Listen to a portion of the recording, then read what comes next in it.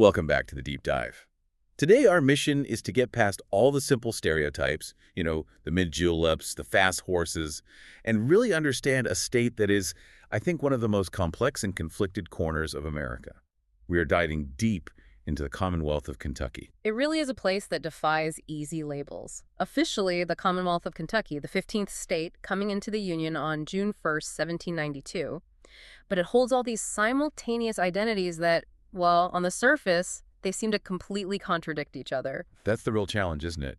You hear the nickname the bluegrass state, and you immediately think of horse racing. Right, and that name itself comes from a specific European grass species that just thrives on the local limestone geology. It's perfect for raising strong thoroughbreds. Exactly. So you think of that, you think of the Kentucky Derby, maybe you think about bourbon, and the fact that Kentucky produces a staggering 95% of the world's supply. Or its incredible natural features like Mammoth Cave, the longest cave system on the entire planet. But at the same time, this is a state whose history is defined by, just profound division. It's full of violent internal struggle, and it's got this deeply complex identity as a border state.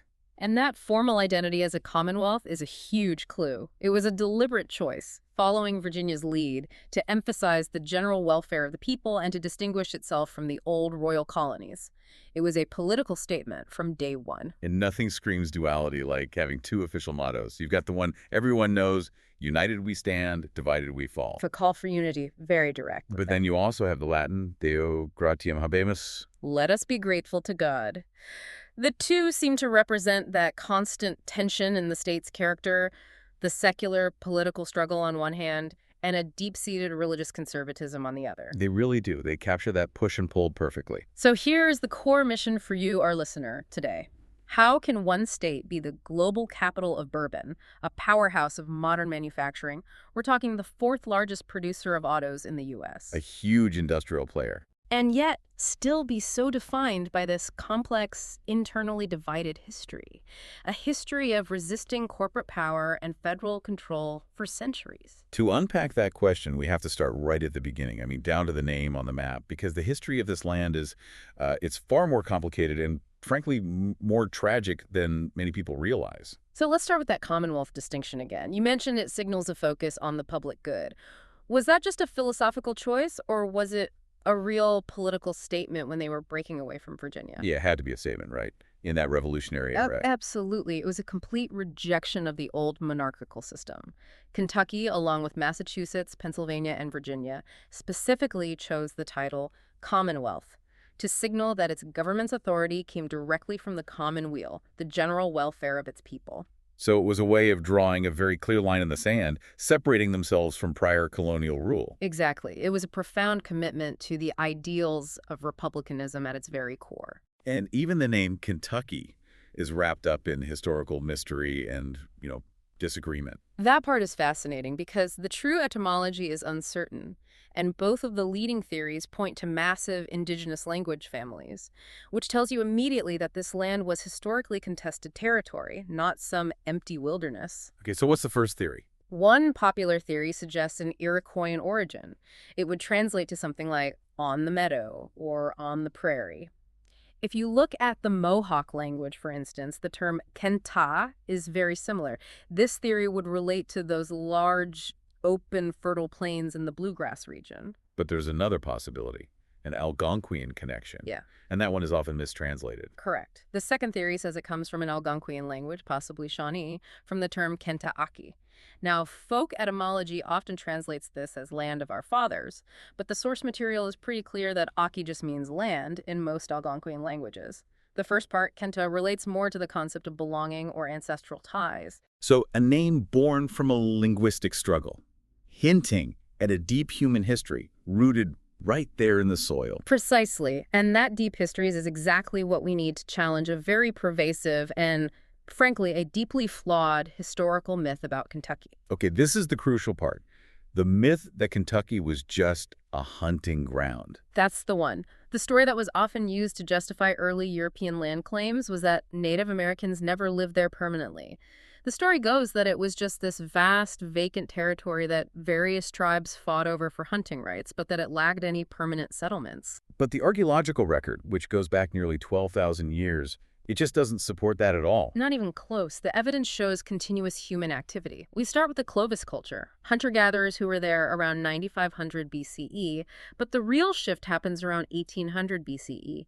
That's when you see a definite gradual move towards agriculture. And by 900 CE, you have complex permanent settlement cultures in full bloom. And these weren't just, temporary camps. These were towns. Oh, absolutely. We can identify two major permanent settlement cultures from that time. The Mississippian culture, which was dominant in the west and central parts of the state, and the Fort Ancient culture, which was prominent in the east.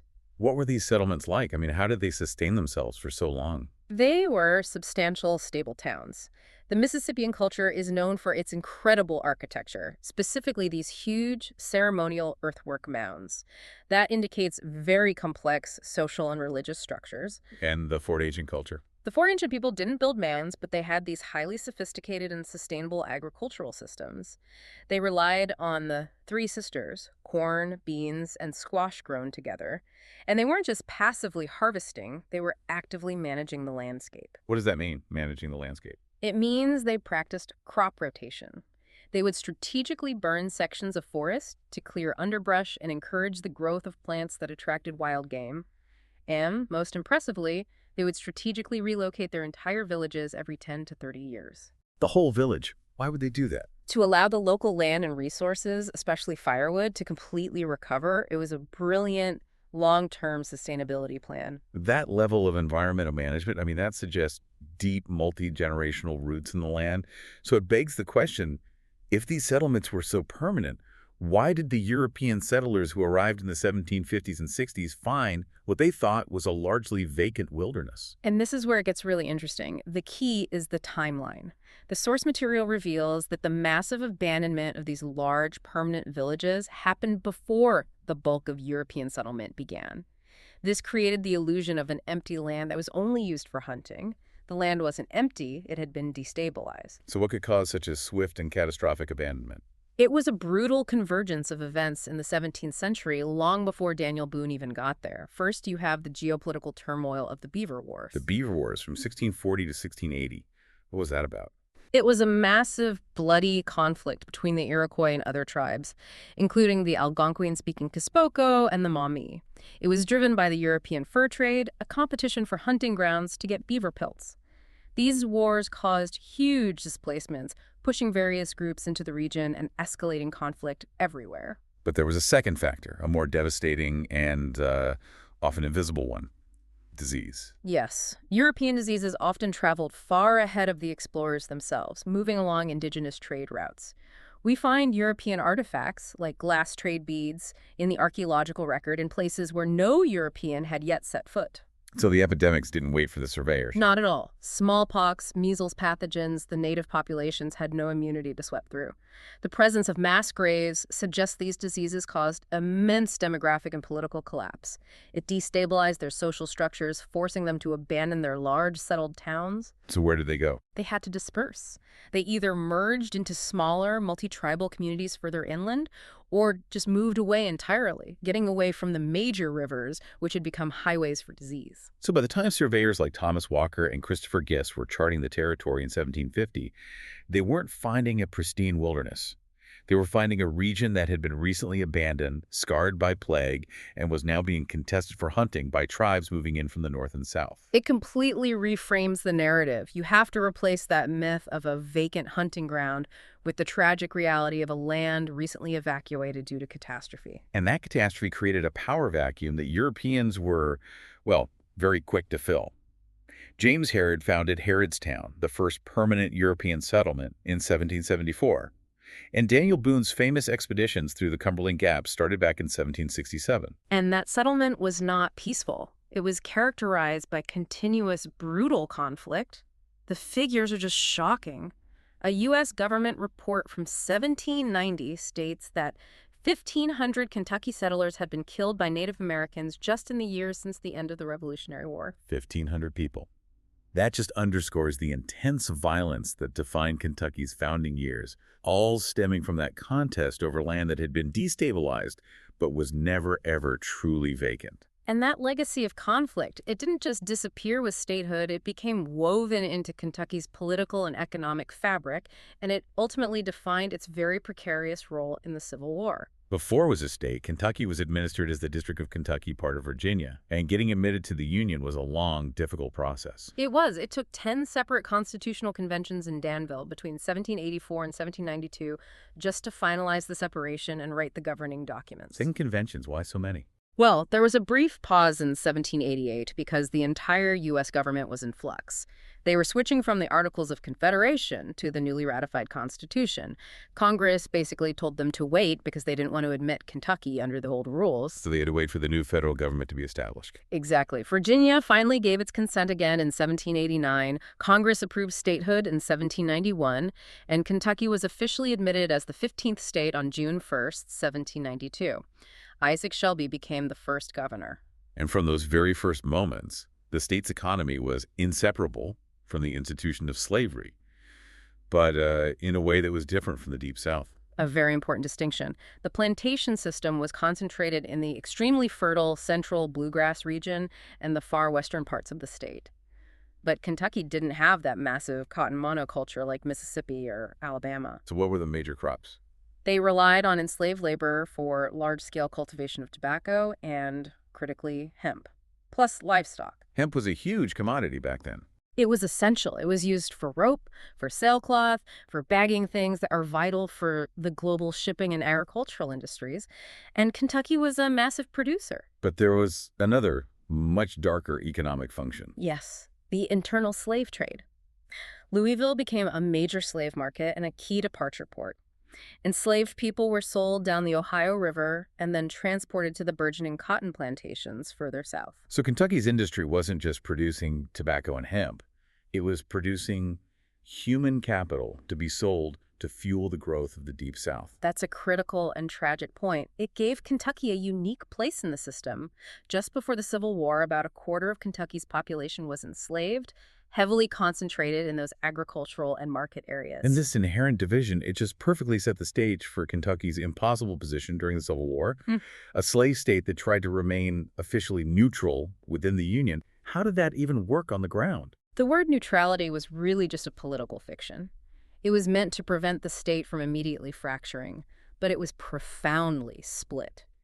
The official state government in Frankfort sided with the Union, but it wasn't that simple. Wow. Representatives from 68 out of 110 counties, that's over half the Commonwealth, met in Russellville in November of 1861, and they passed an ordinance of secession. They weren't just making a statement, were they? They formed a real, functioning shadow government. They did. They established a Confederate government, they designated Bowling Green as their official capital, and the Confederacy officially recognized Kentucky as its 13th member state. So you had two governments claiming to represent the same state at the same time. Exactly. Confederate forces even briefly occupied the official capital, Frankfort, but they were quickly expelled by Union troops. This meant the Confederate government of Kentucky mostly operated in exile, relying on the areas under direct Confederate military control for its legitimacy. And the staggering personal irony of that war often gets lost. I mean, it's just incredible. It's the ultimate statement on the state's division.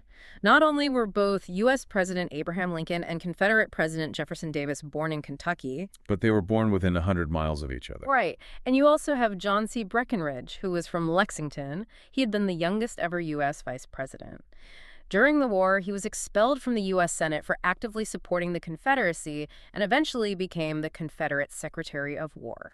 It's unbelievable. The war literally tore families and political alliances apart right up to the highest offices in both warring nations. Following the Civil War, the conflicts didn't stop. They just shifted focus, moving from military clashes to these fierce political and economic turf wars. The post-Reconstruction era saw two incredibly dramatic conflicts that just underscore Kentucky's internal volatility. The first was straight-up political violence in the capital city. In 1900, Governor William Goebel was contesting the results of the highly disputed 1899 election. As he was walking to the state capitol in Frankfort, he was shot by an assassin. And he holds the unique and tragic distinction of being the only U.S. state governor ever assassinated while in office.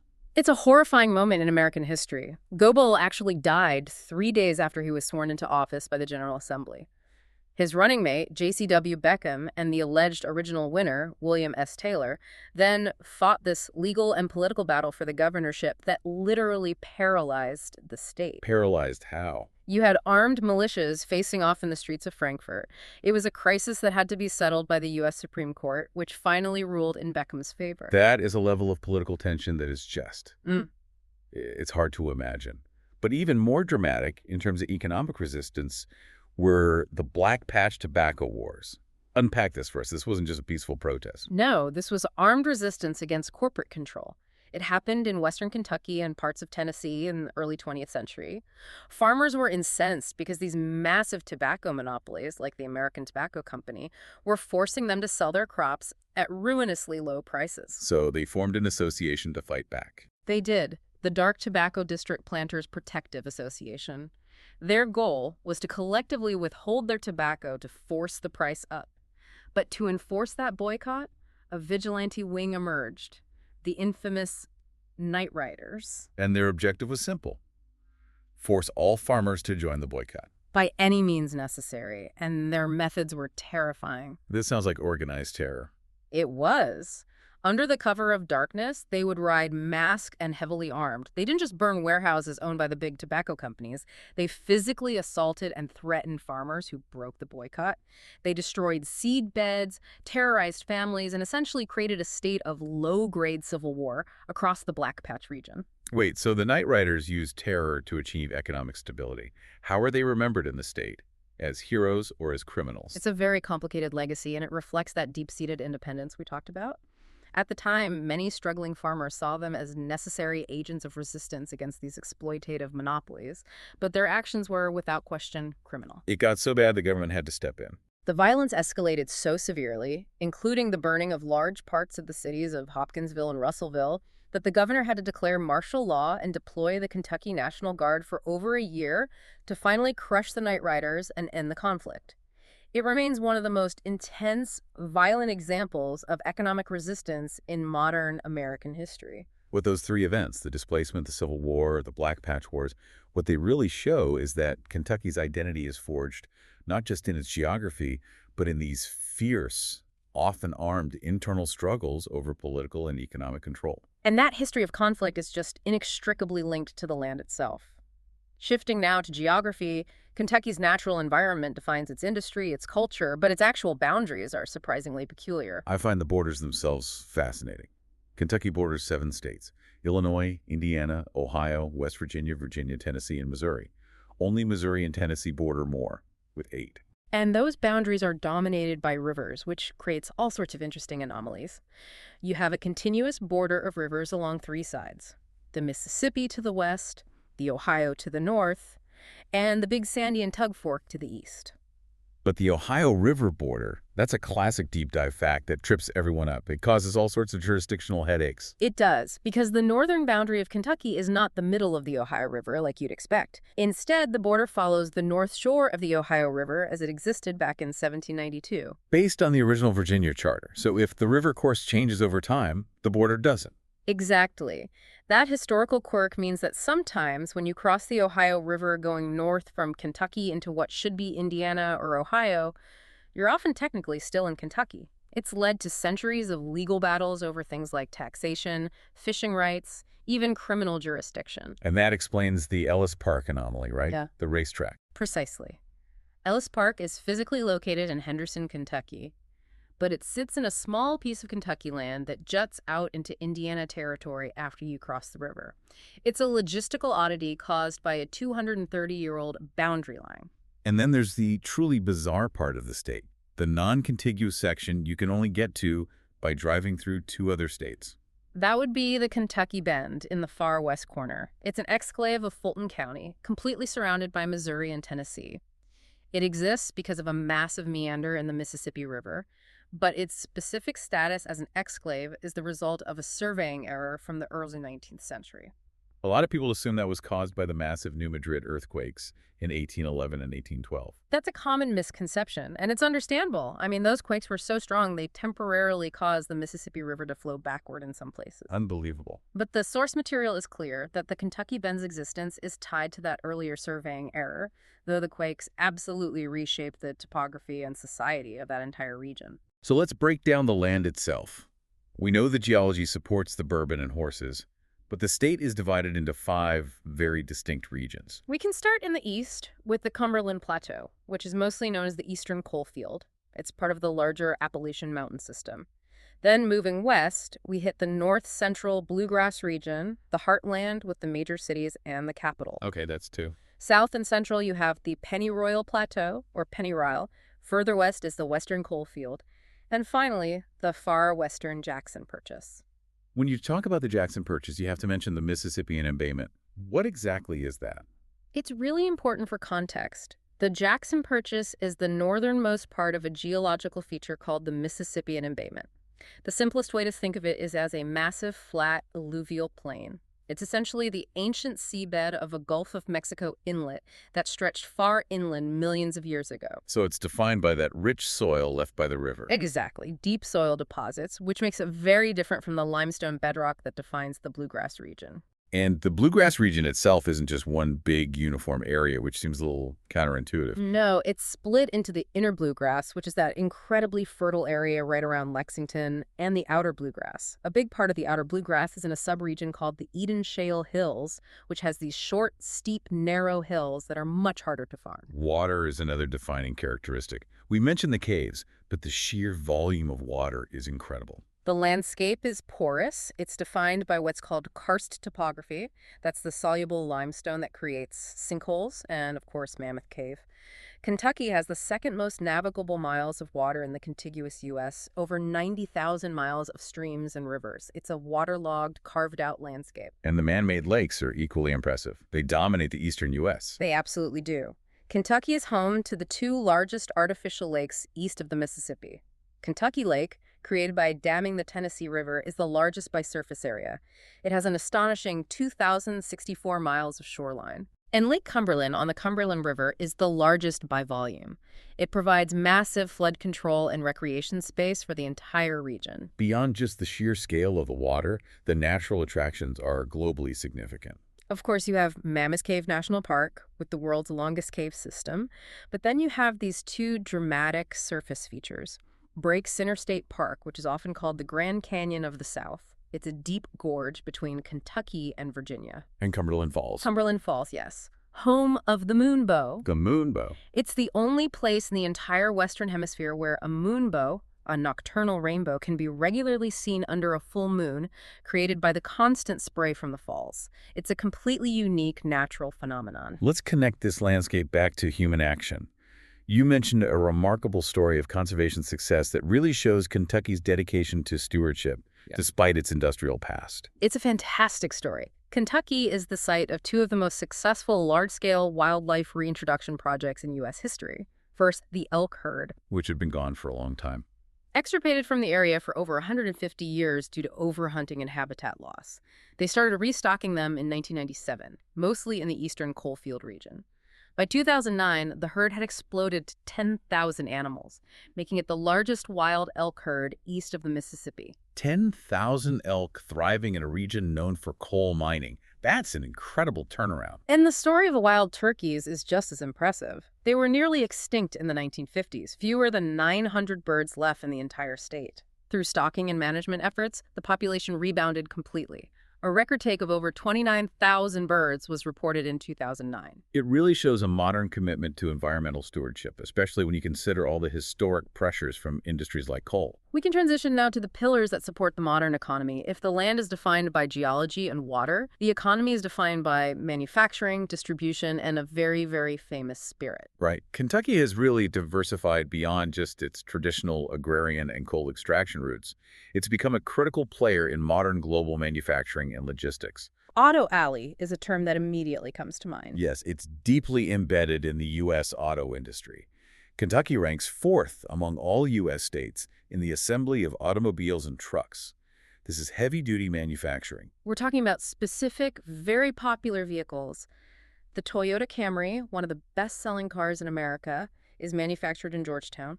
And the Ford F-Series, which has been the best-selling truck in the U.S. for decades, is made in Louisville. That level of manufacturing means Kentucky's economic stability is just intrinsically linked to the global auto supply chain, which is a modern contradiction to that historical sense of independence we were talking about earlier. It is, but the other major pillar, the one everyone knows, is bourbon. And the facts here are truly staggering. The bourbon boom. It's undeniable, and it's deeply rooted in that geology. Kentucky produces 95% of the world's supply of bourbon whiskey. The specific karst topography, that limestone that filters impurities like iron out of the water, that's what gives it its distinct flavor. It's why the industry is so entrenched there. And the barrel-to-person ratio is the ultimate hook. It's unbelievable. The most astonishing statistic is that the number of aging bourbon barrels in Kentucky, currently over 5.7 million, actually exceeds the state's total population of about 4.6 million people. That's staggering. It means, statistically, there is more stored wealth in aging whiskey than there are people living there. That must drive the state's financial stability in a really unique way. It creates enormous leverage. And that dominance is actually locked into the state by a unique tax structure. Kentucky is one of the only places that still applies an ad valorem property an inventory tax on those aging barrels. So they have to pay tax on the inventory while it ages. Yes, which gives the distillers a massive financial incentive to keep it aging and eventually bottle it within Kentucky, essentially guaranteeing the state remains the bourbon capital forever. And the production growth is phenomenal. It soared by 170% just between 1999 and 2015. Today, the Bourbon Trail and all the related businesses support over 20,000 jobs in the state. Now, moving to the opposite end of the spectrum, you have energy and federal institutions. They still hold huge sway, even with the decline of coal. Right. Historically, coal was vital, but that industry has been in sharp decline since the 1980s. However, federal institutions provide a massive economic anchor. We're talking about Fort Knox, which is, of course, famous for housing a large portion of the U.S. gold reserves. But Fort Knox is more than just a vault. Much more. It's also home to the state's largest office building, the Army Human Resource Center of Excellence, which employs nearly 4,300 soldiers and civilians. Its federal payroll is a massive, consistent economic engine for that region. And the state had a huge, highly specialized role in the nuclear supply chain, too. Yes, up until 2010, the Paducah Gaseous Diffusion Plant was the only domestic site for low-grade uranium enrichment. A massive and highly specialized federal operation that anchored the economy in the far west for decades. If we overlay all of this, the manufacturing, the bourbon, the federal presence, we start to see the state's true economic geography, which leads us directly to the Golden Triangle. This is key to understanding modern Kentucky. The Golden Triangle is the area formed by the metro areas of Louisville, Lexington, and the northern Kentucky region right next to Cincinnati. It's basically the area bounded by interstates I-71, I-75, and I-64. And the concentration of wealth and people in this one small area is just striking. It's extreme regionalism. The area covers only about 19% of the state's land, but it contains 54% of its total population and accounts for the vast majority of its economic growth. Louisville's metro area is 1.3 million, Lexington's is nearly 750,000. Even the third largest city, Bowling Green, is growing fast and is a key part of that manufacturing corridor. And speaking of cities, the capital, Frankfort, is a really interesting example of this urban concentration. It really highlights how much the economic power lies elsewhere. Frankfort's population is relatively small, just over 28,000. That makes it one of only 3 U.S. state capitals with a smaller population. The others are Augusta, Maine, Pierre, South Dakota, and Montpelier, Vermont. The political action is in Frankfort, but the commercial power is definitely in Louisville and Lexington. And looking at demographics, we can see those deep historical roots we discussed earlier. While today the largest reported ancestry is simply American, if you go back to 1980, the 3 largest claimed ancestries were English, Irish, and German. And the distribution is very telling. German ancestry is concentrated in the urban Ohio River counties like Louisville, reflecting 19th century migration. But English and Scotch-Irish ancestry dominates the rural Appalachian eastern Kentucky counties. Now, shifting to infrastructure, transportation has to be exceptionally strong to support all that auto manufacturing and cargo distribution. It is truly a global logistics hub. Kentucky has 6 major interstates. And a big move was made in 2006 when Governor Ernie Fletcher ended the tolls on the state parkways, which was a huge boost for regional freight transportation. But air and water are perhaps even more crucial for the global supply chains than the roads are. Air cargo is massive. Louisville International Airport is home to UPS Worldport, their international air sorting hub. It's essentially the nervous system of global package delivery. But it's not even the largest airport in the state. No, that would be the Cincinnati Northern Kentucky International Airport, or CDG. Even though it's named for Cincinnati, it's located across the river in Kentucky. It's a super hub for DHL Aviation and is ranked as the seventh busiest airport in the entire U.S. by passenger and cargo operations. You can't talk manufacturing without supply chain, and Kentucky's just built to handle it, often leveraging those natural river boundaries. On the water, Kentucky ranks 10th overall in port tonnage. Major U.S. ports like Huntington Tri-State and Cincinnati Northern Kentucky are right there, so the waterways remain absolutely vital for shipping heavy materials. And before we move on, we have to mention the tax structure, especially the details that appeal to modern high-tech businesses. Right. The state has a flat 4% individual income tax rate and a 6% sales tax. But maybe the most impactful change for modern economic development was when they repealed the intangible personal property tax in 2006. Okay, so for our listener, why was repealing the intangible property tax such a huge deal for attracting new business? Because intangible property includes things like patents, copyrights, computer software, and brand names. Taxing those assets made Kentucky extremely unattractive for any company dealing in high-tech intellectual property. By repealing it, the state basically signaled it wanted to compete in the knowledge economy, not just the physical goods economy. And finally, the state is finding new revenue streams in the modern era. Yes. They just launched regulated sports betting in 2023. They're taxing online bets at a higher rate than in-person bets. And the industry already collected millions in its first 2 months. It shows its potential as a rapidly adopted high-revenue stream for the state. So now we delve into the culture, which is where all the complexities of its history, the South, Appalachia, the border state status, it all comes together. Kentucky's culture is firmly Southern, but with a very heavy Appalachian influence, especially in the eastern parts of the state. And that divided history also manifests in its struggle with race and civil rights, showcasing a really remarkable internal contradiction. Absolutely. It experienced the Jim Crow era. Louisville tried to implement residential racial segregation in 1914, but that ordinance was quickly struck down by the Supreme Court. However, the state's day law, which prohibited integration in schools, stood for much longer. And the Supreme Court actually upheld that law, didn't it? They did. In 1908, they upheld it in a case against Berea College, which was one of the first integrated colleges in the South. That painful reality of segregation persisted until 1950 when the state finally began the slow process of integration. But Kentucky made a huge stride in the mid-60s that is often critically overlooked when people discuss the civil rights movement. It did. In 1966, amidst the national civil rights struggle, Kentucky adopted the first state civil rights act in the South. It was a critical and progressive moment that showed a measurable shift, well ahead of many of its southern neighbors. Let's discuss its unique architectural heritage before we move to food. Old Louisville is a national treasure. It is the largest Victorian historic neighborhood and the third largest historic preservation district overall in the United States. It's a key cultural hub, home to the St. James Court Art Show, which is one of the country's largest and most famous outdoor art shows. Moving to cuisine, Kentucky has given the world a lot more than just what the Colonel was serving. Yes. Mm. While Harlan Sanders, who became an honorary Kentucky colonel, did originate Kentucky Fried Chicken in North Corbin, the state has some true culinary innovations. The hot brown is an original Kentucky dish invented at the Brown Hotel in Louisville. Why did they invent it? Was there a specific reason? It was invented around 1926 by Chef Fred Schmidt as a late-night snack for people who had been dancing all night. It was a rich alternative to bacon and eggs, toasted bread with turkey, bacon, tomatoes, and smothered in a cheesy Mornay sauce. It's a signature dish. And the old-fashioned cocktail, the signature of the bourbon world, was born there too. Yes, the creation of the quintessential old-fashioned is credited to the Pendennis Club in Louisville. It cements the state's role not just in producing the whiskey, but in shaping the culture around it. And we can't forget beer cheese. Beer cheese. I remember trying to make that once. The texture is much harder to get right than you'd think.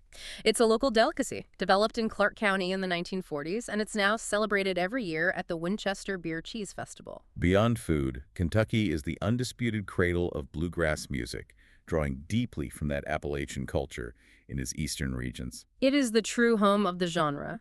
You have giants like Bill Monroe, the father of bluegrass, and more modern musicians like Ricky Skaggs.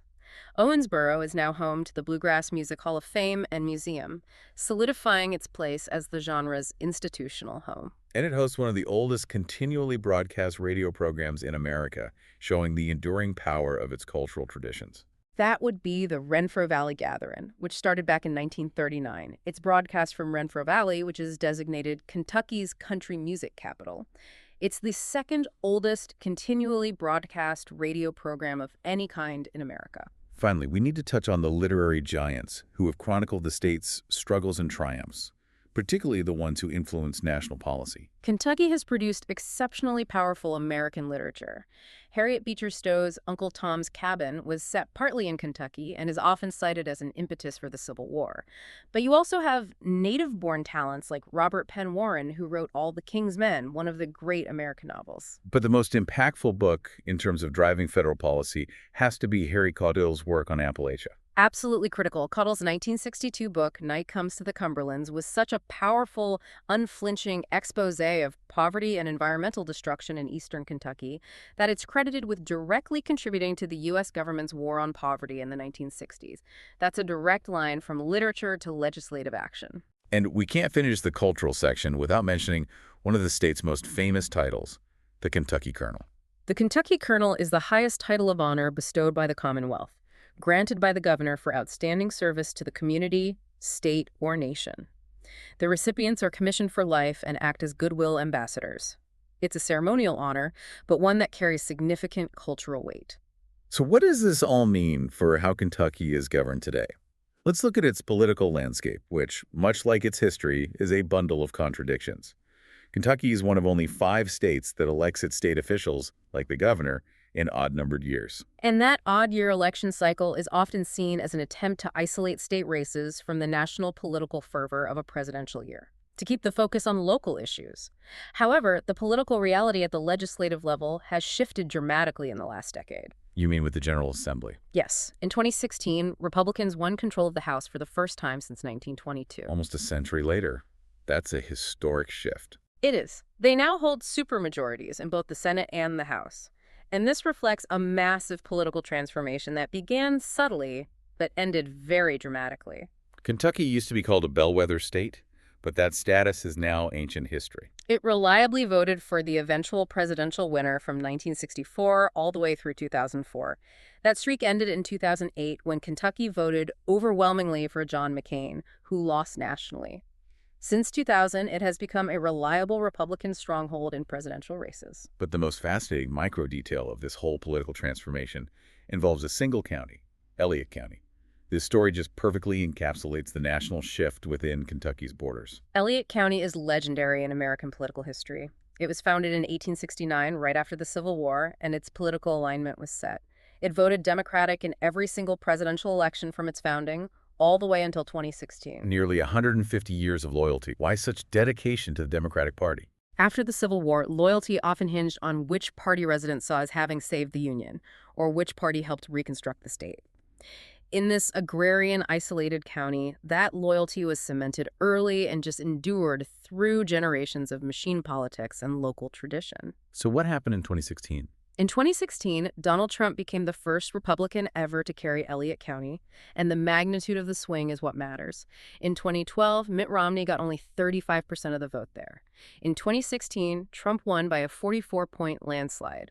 It's a single data point that perfectly illustrates the sweeping political realignment happening among rural, ancestrally Democratic, socially conservative voters. And that profound transformation is now reflected in voter registration data, too. Yes. The Democratic Party held the registration advantage in Kentucky until July of 2022. That's when Republicans officially took the lead for the first time in state history. A few final, unique legal and political distinctions. The state remains strongly conservative on social issues. It's considered one of the most anti-abortion states in the country. A 2014 poll showed 57% of Kentuckians believed abortion should be illegal in all or most cases. On the death penalty, the state uses lethal injection, but those convicted before March of 1998 still have the option of choosing the electric chair. And finally, regarding the process of democracy, The source material notes that in a 2020 study, Kentucky was ranked as the 8th hardest state for citizens to vote in, which raises questions about accessibility and mechanics of their state-level elections. Hashtag outro. We've covered a lot of ground today, moving from the tragic, deep history of Native American displacement to the sharp edges of modern economic reality. The synthesis of Kentucky is truly a portrait in paradox, constantly pulling in two directions at once. It is. We saw the duality in its very name, a commonwealth emphasizing public welfare, yet a deep history of violent internal conflict, from the dueling governments of the Civil War to the explosive anti-monopoly Black Patch Wars. We found a state that cherishes its rural, southern, and Appalachian roots, the bourbon capital of the world, the home of bluegrass music, while at the same time functioning as a cutting-edge global manufacturing and logistics hub. Fourth in auto assembly, host to the largest UPS and DHL air sorting facilities. And it's a state whose painful history of racial segregation, with the Supreme Court upholding the Day Law, was countered by the progressive move of passing the South's very first state Civil Rights Act in 1966. Its politics shifted from a national bellwether to a definitive Republican stronghold, summarized by that dramatic historic flip in Elliott County after nearly 150 years. Our mission today was to provide you, the listener, with a more nuanced view, to move past those easy stereotypes of horses and bourbon, to truly understand this complex border state that is so crucial to American history and industry. And we hope we delivered that comprehensive understanding. Now, for our final provocative thought for you to mull over. Considering Kentucky's deeply rooted historical resistance to external control, from Native Americans fighting European encroachment to the Night Riders taking up arms against corporate monopolies, how does this history of fierce, often violent independence manifest today in a state that now relies so heavily on massive, global, integrated institutions like global auto supply chains, the UPS World Port Hub, and major federal entities like Fort Knox? Think about that tension between independence and economic integration. Thank you for joining us for the deep dive. We'll see you next time.